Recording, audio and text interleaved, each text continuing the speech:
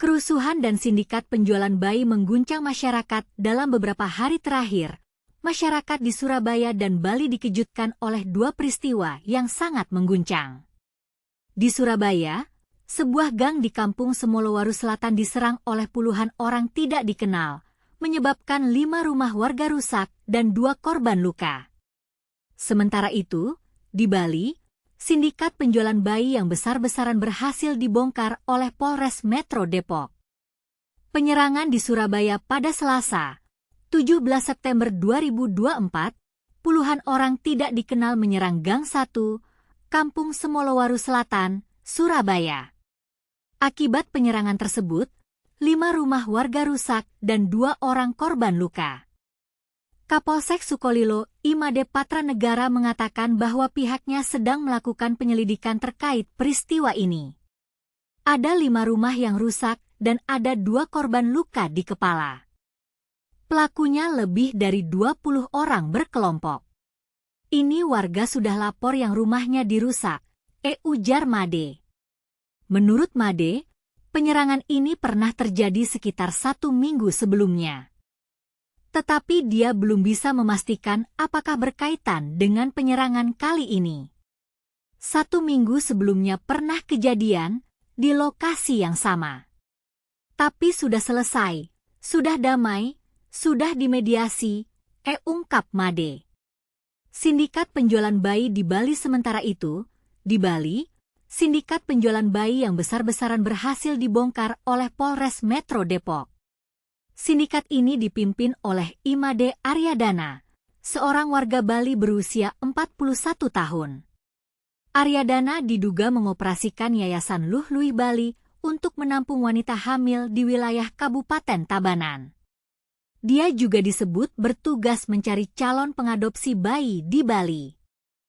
Polres Metro Depok menetapkan 8 tersangka dalam kasus ini. Mereka adalah RS, 24, An, 22, Da, 27, MD, 32, Su, 24, Da, 23, RK, 30, dan Im, 41.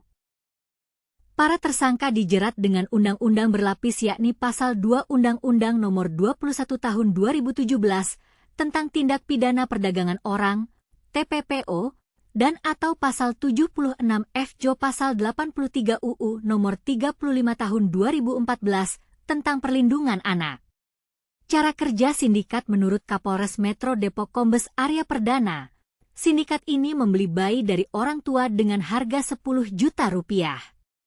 Bayi tersebut lalu dijual ke pengadopsi senilai 45 juta rupiah. Karena memang ada iklan yang disiarkan melalui Facebook dengan tujuan mencari ibu atau setiap perempuan yang ingin menjual bayinya.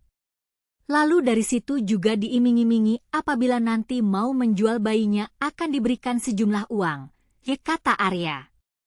Reaksi masyarakat di Bali dan Surabaya sangat terkejut dan prihatin dengan dua peristiwa ini.